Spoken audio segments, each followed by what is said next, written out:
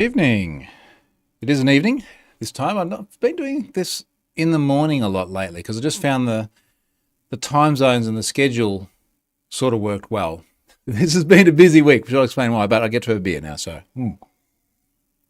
4:30 of a Sunday afternoon, which is a little bit unusual for this schedule. But again, I've been busy. Let me just quote the Go Live thing here on Twitter, X, whatever. We agreed to call it Twitter. Brendan's there. Happy end of weekend, Brendan. happy beer o'clock. It's 4:30. That's still beer o'clock, isn't it? I think it counts. Where are we? There we go. Very good. That's signed up. Simon, good afternoon. CRC, a chilly afternoon compared to the last week. I'll tell you what, it's not chilly here at all. Now we are in the middle of winter, end of winter. We got, by our official Australian calendar, where we just do it, winter being June, July, August, we have just under 2 weeks of winter left. Yesterday, 28.5 degrees Celsius. Winter here. Today, if you're watching this on the video, I look a little bit red because I've been out in the sun all day. It is now 22 degrees. I don't know what the high was. Feels like 25 or something. All day in the sun on the beach watching the Pacific Air Show here on the Gold Coast. Second time ever they've run this Pacific Air Show. And I'll post some photos later on, but you end up with, there must be tens of thousands of people down there. And it's all along the beach. And we just buy these general access tickets and you take a comfy chair along and you sit on the beach by the water, not a cloud in the sky. And it's F-18, F-35s, or two F-22s. What else I have there? Just all sorts of different like aerobatic planes, Red Bull air races. Great day out. Really great day out. I really needed a beer after that. I was so hot sitting in the sun all day. How did it get today? I've only had a weather station at home that measures every single little thing about this. At the moment, we are at 20.7 degrees. Today, in the depths of winter, we hit a high 23.6 Celsius, but no clouds, a little bit of wind. That was perfect. CRC says, Queensland, in Melbourne, we have a beautiful week now. We have had a beautiful week. Now it's back to 14-ish, etc. Yeah. I was in Sydney this weekend. It was nowhere near as nice. It was a bit wet. Mind you, it was very wet here when I left Wednesday. When I flew down to Sydney, it was very wet. Thursday, we were in Sydney. Went along to the 10th anniversary of ID Care, which is a non-profit organisation here in Australia that does amazingly good work at supporting people caught up in anything from identity theft to financial fraud to online scams. A very, I guess, analogous goal to what we have been Pone Central. Well, I was going to say it's just the two of us, but starting tomorrow, employee 1.0, Stefan, who often chimes in on these things, but maybe it's his last day off, tomorrow, he is our number 1.0 employee. So very, very excited because starting tomorrow, we're going to start to pump out a lot of new stuff for Have I Been Pwned. Probably start by fixing a lot of stuff. Let's do the sponsor. Brand new sponsor this week. Sponsor is SentinelOne. His name many people are probably familiar with. Our agentless offensive security engine automates red teaming without the false positives, because there are usually many of them. This blog shows how. And speaking very generally, this is one of the biggest problems with security automation tools. It's the false positives. It's the noise that keeps people from focusing on the signal that is the important thing in the guts of things.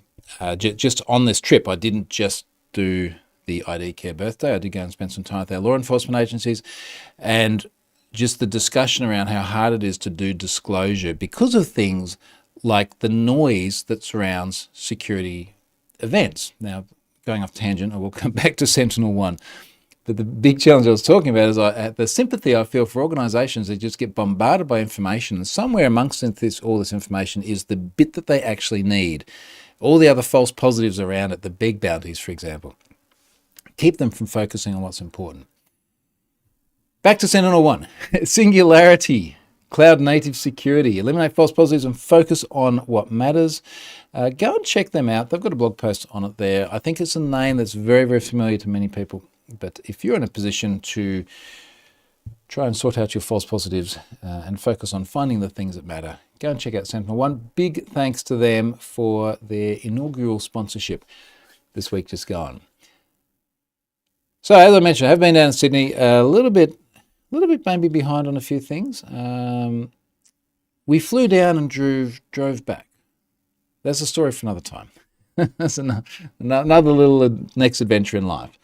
Jono, 2518, low 20s in Geelong. That's not too bad. Down near Melbourne. The CRC says, like, noisy monitoring is as good as no monitoring. This is the problem. And I am certainly guilty of this many times where I have had too many alerts or too many different things going on, and somewhere in there is the important thing that gets missed. So yeah, it's a big challenge. It's a big challenge. And this is why organizations like SentinelOne pitch themselves around being able to separate the noise from the signal. Because even good tools that do find good stuff, if they've got false positives in there as well, you tune out very, very quickly. Okie dokie. Moving on. This got a lot of press this week. National Public Data. Now, you have probably never heard of them. I'd never heard of them.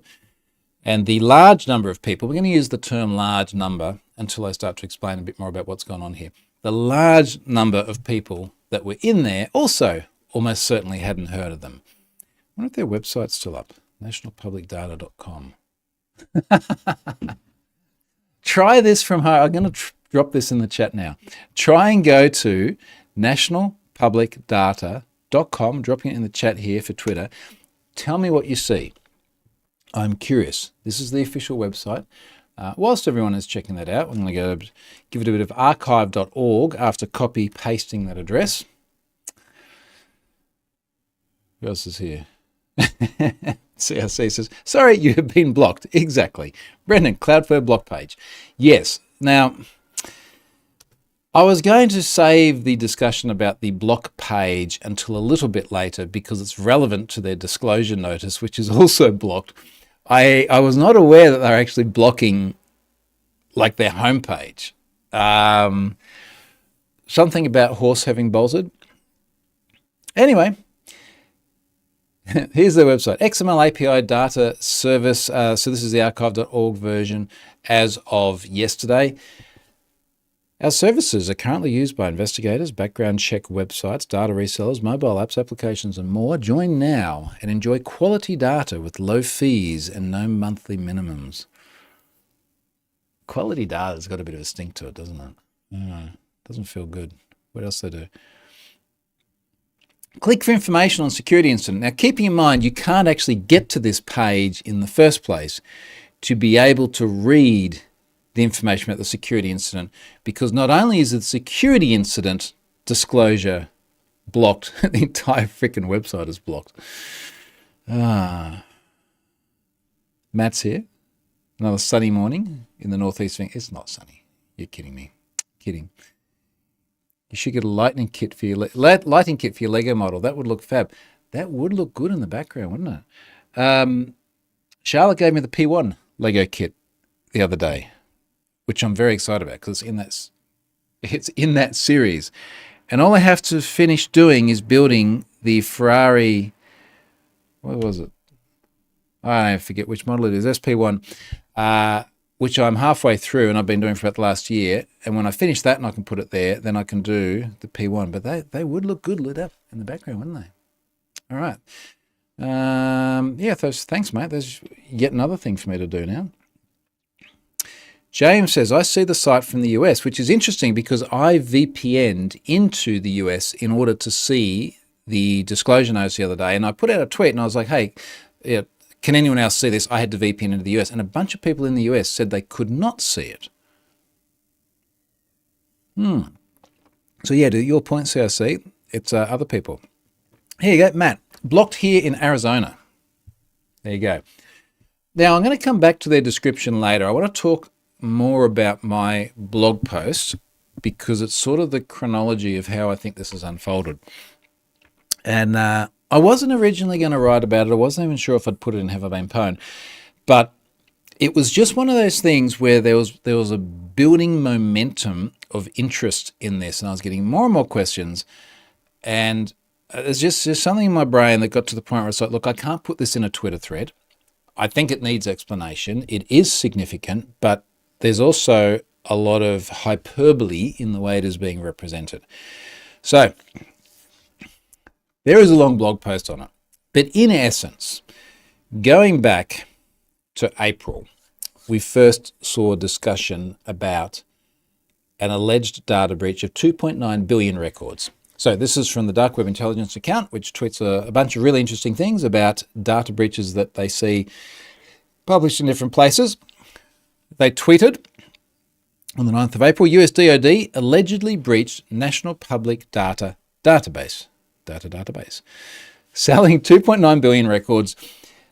There is a popular website forum post here of someone selling this data. Headline is National Public Data Database, 2.9 billions. That's more than 1 billion, 2.9 billions plus. And this person goes on, it says the year is 2019 to 2024, a couple of hundred gig compressed, 4 terabytes uncompressed. Now keep in mind, or rather keep this in mind, because the 4 terabytes number comes up a bit, and it says includes USA, UK, and Canada data. Price, $3.5 million. That'd be a good earn, wouldn't it? If you got $3.5 million for 2.9 billions of records. I'm selling the whole database. We will use official middleman from forum. So this appears.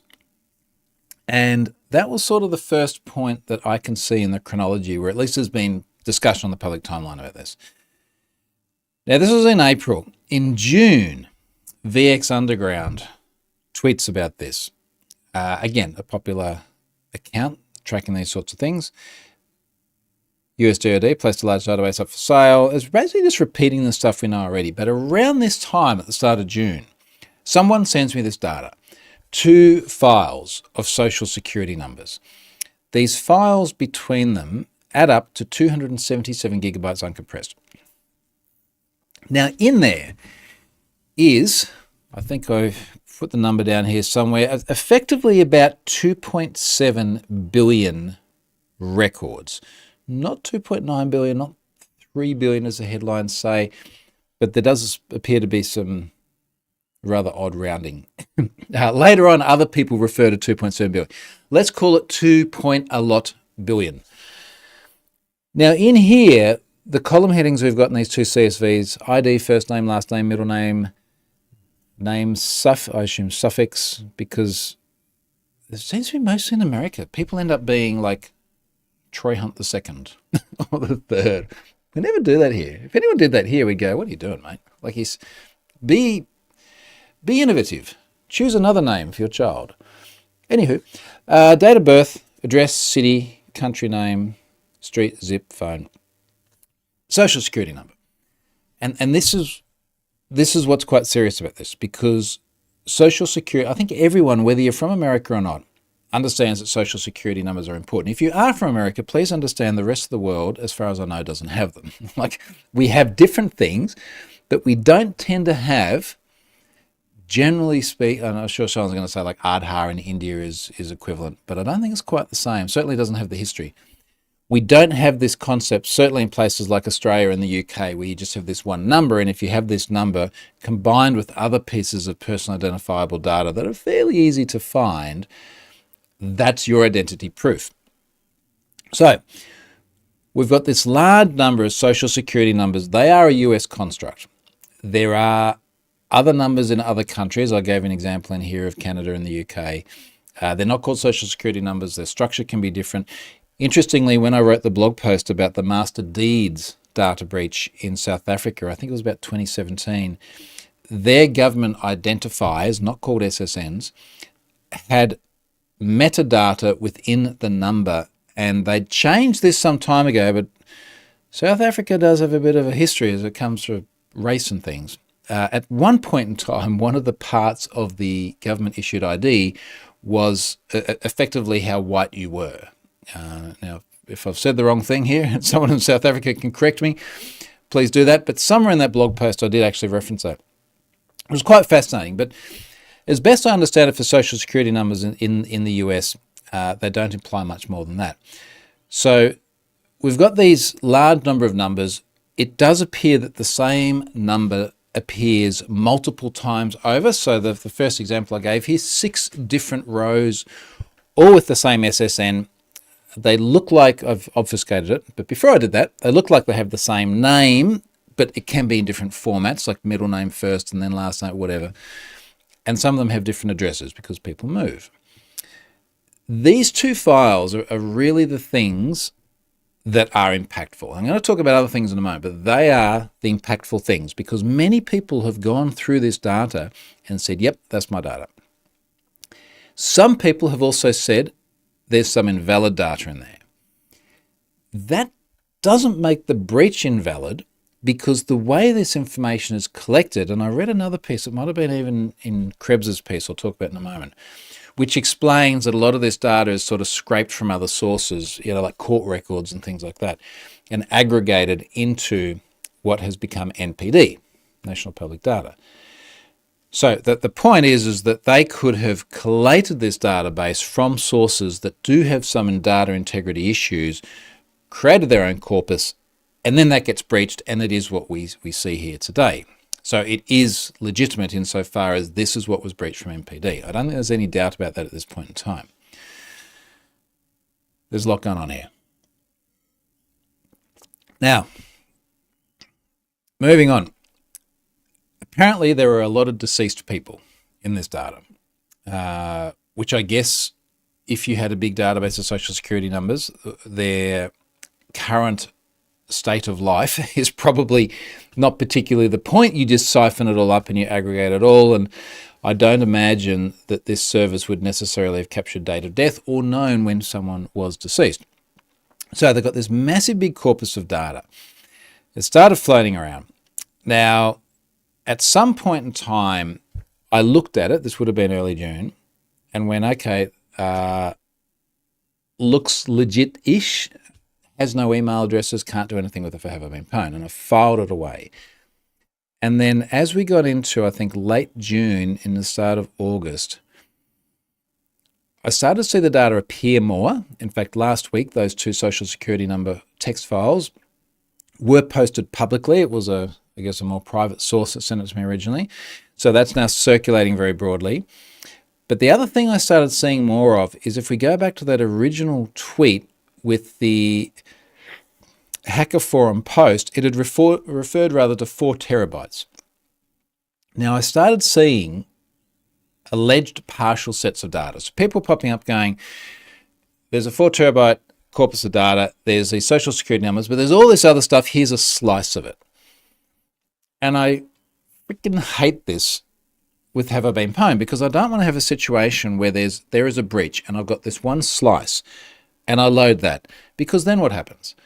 If people don't get a notification, do they go, oh, I'm not in there? It's like, well, you weren't in this slice, but maybe you're in the other bigger bit, I don't know, and it just leads to a lot of confusion. And then sometimes you get more slices.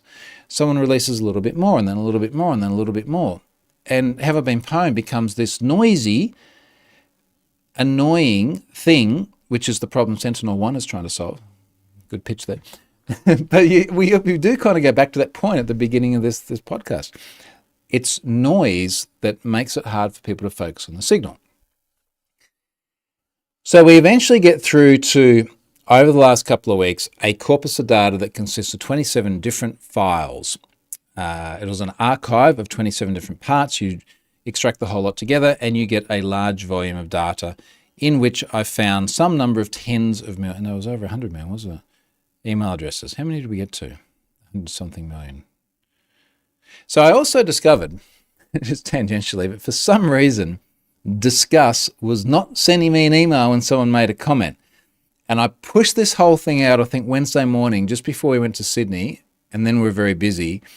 And I only realized on the weekend that Discuss wasn't sending comment notifications. And I go to the blog post and there's all of these comments. So apologies if I seem rather behind in replying to the comments, but I'm now trying to weed back through and figure out what I've actually missed. 134 million email addresses were in this additional corpus of data. which is allegedly partial, a part of the 4 terabytes.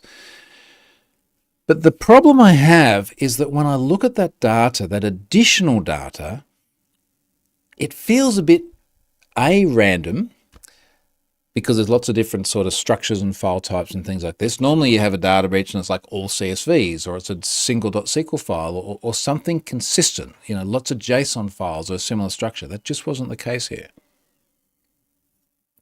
So A, random. B, familiar. Criminal export.csv.zip. This lined up perfectly with data that was sent several months ago that is apparently, and the press has said this is the case as well, I think some people independently verified it, records on people with criminal records. And it feels a little bit in that same space, and certainly MPD, when their website works, does talk about having a bunch of information related to criminal activity.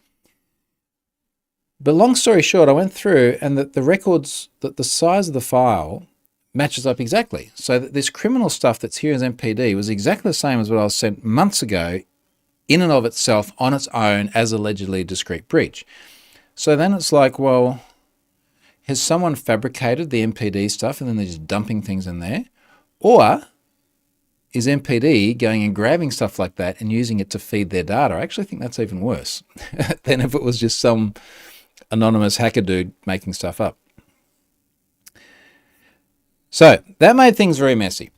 And I eventually just got to the point where I flagged it as unverified because I cannot be confident that that data came from MPD. I wrote the blog post up, I explained it all. That's kind of that, except for a couple of other interesting things that came out afterwards. Now, you can't go to that page because that's blocked. One of them was a Krebs story. And the interesting thing about the Krebs story here is he's found out who's behind this. And Krebs is very good at doing this. A background check company founded by an actor and retired sheriff's deputy from Florida. What I found particularly interesting in here, though, is somewhere Brian's kind of said, look, it's really easy to stand this stuff up. You just can't scrape public resources. It's not illegal. You've now created this service which you can then go and sell to people, which is just kind of wild that you can do that with people's data like this. Read the Krebs piece. I'm going to put it there as a link. Funnily enough, like this guy who's apparently the retired sheriff and actor. Not two people. I misread the title. Retired sheriff and actor is someone who was a sheriff and is an actor. There's like profile shots of him here.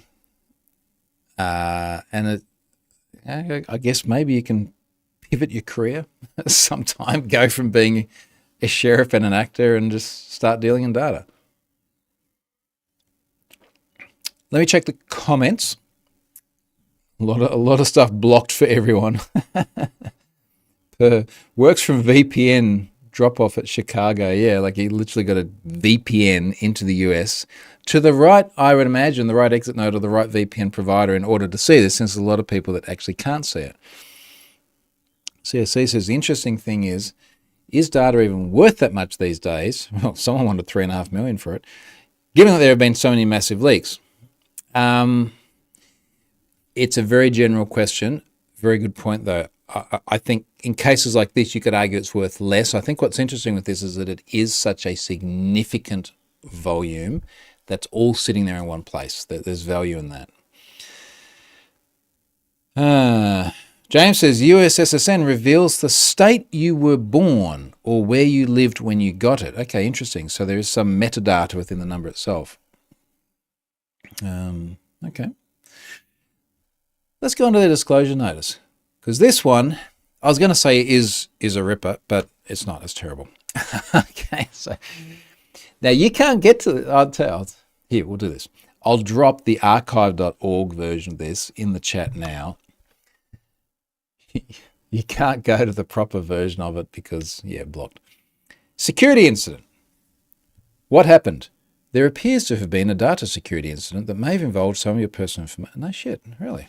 Okay.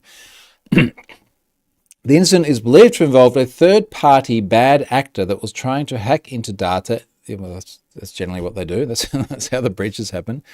In late December 2023, with potential leaks of certain data in April 2024 and summer 2024. Whose summer? My summer or your summer? I hate, why do you do that? It's so easy just to say, oh, when's their summer? I literally have to stop and think about that. It's your summer now, isn't it? If you're in the Northern Hemisphere. Say the month name. It does my freaking head in. We conducted an investigation and subsequent information has come to light.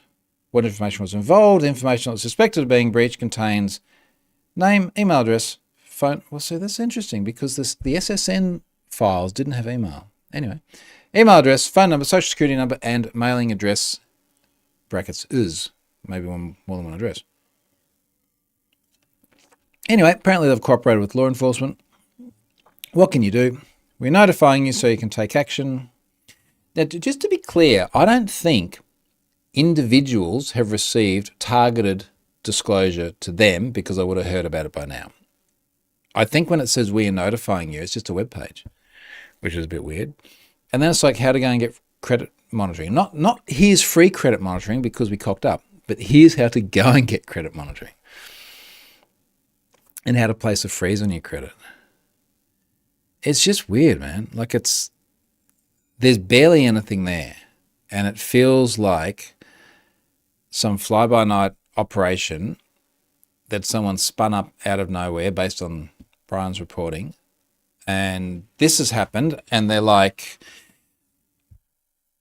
good luck, So anyway, there is a class action pending against them. Well, there's certainly at least one. Very often we see many of them or multiple legal recourses. So I guess we'll see what comes out of that. But yeah, it looks pretty bad for them. But that entire other corpus of data, including the notifications I sent out, unverified, I'm just not confident in the authenticity of that. I'm really not. Okay, let's talk about some other stuff because I do want to cover a couple of other things and then not go too much into my Sunday evening. Last thing on MPD, there has been a huge amount of press about it. I've had a lot of press inquiries. I have seen a lot of people coming to have I been pwned as a result of seeing it in the press. I do feel that the headlines, because often the headlines are going like 2.9 million people had their social security numbers breached. So thinking, you're in America, like you must surely know how many Americans there are. Like it can't be 2.9 billion people. A lot of hyperbolic headlines. And I just thought of that because when I started reading this next topic here, FlightAware, I am surprised by how many people have contacted me and told me that they've received a FlightAware breach notification. Now, one of the things that surprises me about this is that I do have a FlightAware account. I checked this and I checked my junk and I don't have a notification, so I'm not sure why. But I'd say 20 people have sent me FlightAware breach notifications, either personally to my email or tweeted at me. Here's their disclosure. Hello, FlightAware respects the privacy of your personal... Oh, this isn't going to be good. Like just the way it starts, this is going to be bad. And takes the security of your information seriously. We write to let you know about a data security incident that potentially involves your personal information. And out of an abundance of caution, we're requiring you to reset your password upon your next login to FlightAware. I wonder if they will reset my password. Let's find out. Is it flightaware.com? Sign up. Real-time worldwide flight traffic. Why is that sign up? Oh no, here, there's a little login hidden up there. Let's see if 1Password fills in everything for me. We'll just biometric our way into that. So one of these ones which just does not like to fill. It's too late now. I've decided to do it. I've got to figure this out. All right, open up 1Password. FlightAware. Okay, there it is. And we'll just copy and paste that and that into there. Is it going to let us in? Verifying you're human. Sitting behind Cloudflare now. We're getting one of the usual things. Check the box. Okay. Interesting. Straight in and no prompt to change my password. And I didn't get the notification. So I wonder if there's something different about me. Oh, and then I did just get an alert. New login from FlightAware. Okay. Anyway, going on. What happened? July 25, 2024, discovered a configuration error that may have inadvertently exposed your personal information of your FlightAware account, including user ID, password, and email address. Depending on the information you provided, the information may also have included your full name, billing address, shipping address, IP address, social media accounts, telephone numbers, year of birth, last 4 digits of your credit card number, information about aircraft owned, industry title, pilot status, yes, no, didn't know you could do that, and your account activity. What I find interesting about this is, okay, I'm not in there, first of all, even though I have an account, and I wasn't asked to change my password. But when they say configuration error may have exposed, if I was advising a company and they said, we have a configuration error where some information was exposed and we have no evidence that the information has been obtained, no reasonable expectation, nothing in logs, no chatter on the forums, no data floating around, I think I would struggle from a purely technical position to say you should be notifying everyone. Interesting. I feel like something else is going on there that we haven't quite heard of. Okay, next ones. Let's talk about some breaches that went into Have I Been Pwned before I wrap this up without going too long today, because it is a Sunday evening. I'll work backwards, makes it easier. Master Chris Leong. This is a very small one, and honestly, I kind of went, is there any point? But someone sent it to me. I don't think it had been disclosed. It's got 27,000 people's data in there. So I contacted them. I did the usual, hey, I'm Troy. I've started this website with a funny name. I have your data. Could someone please get in touch with me? No one got in touch with me. I got ignored. 27,000 people in there. He appears to do some sort of Chinese remedial massage or something along those lines. Name, date of birth, physical address, gender, and more. 75% of those already in Have I Been Pwned. There was one public reference I could find to one of these data breach monitoring Twitter accounts. LDLC, French brand. 1.26 million unique email addresses breached earlier this year. Data includes name, phone, physical address. 63% of those already in Have I Been Pwned. They did actually have a disclosure notice, but whilst I was going through trying to find press or anything like this, and I couldn't find anything, I eventually got to the point where I reached out via LinkedIn to someone at the top there, at the top of the tech tree, and didn't get a reply, unfortunately. But when I did then find the disclosure, it's like, well, clearly they know about it. So that went in. Shadow. Literally the entire service is called Shadow. Cloud gaming provider, Shadow. 543,000 records breached there. Includes email, physical address, name, date of birth. For some reason, the Shadow gaming service wanted your date of birth, and now they have leaked it. 63% already have been pwned. And then the last one there, again working backwards over the last week, Lulu. Loaded a lot of data breaches this week, and MPD as well, given I was traveling too. Emirati-based Lulu had 190,000 unique email addresses exposed and shared on a popular hacking forum, along with associated phone numbers. 73% of those already have been pwned. So, yeah. CRC saying unprotected S3 bucket backup, I assume in relation to FlightAware, possibly.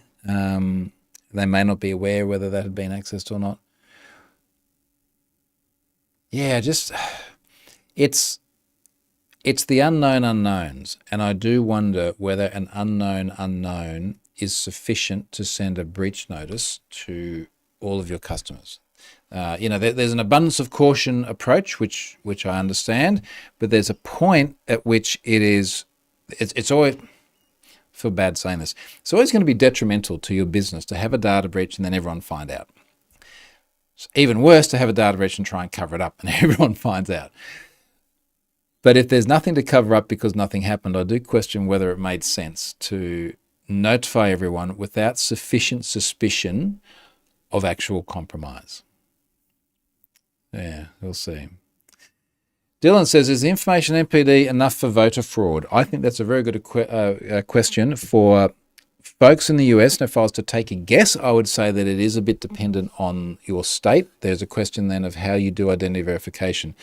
Interestingly enough, for Australia, when you vote, and I don't know if it's the same in the US or any particular states in the US or other parts of the world, we go into one of our local voting offices, and they get stood up in halls and things like this when we have a big election, and you go in there and they go, what's your name?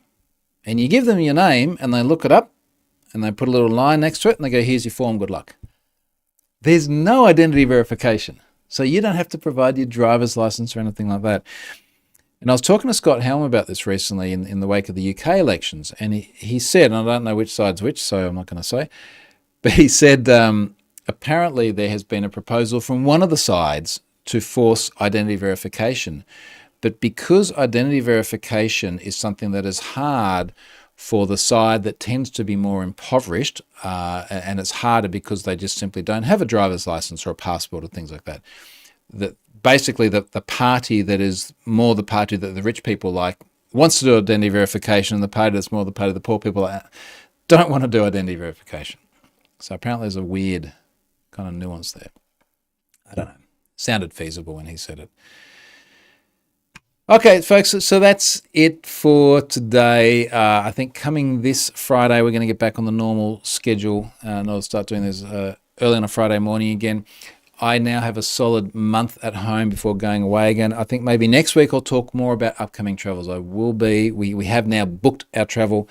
We will be in Washington, D.C. We will be in Pittsburgh. We will be in Montreal. We will be in San Francisco, and probably some other places in between. And I really want to try and use that time to see as many interesting people and places as possible. So I'm going to shine the bat signal out and see who responds to that very shortly. Thanks, folks. Catch you next week.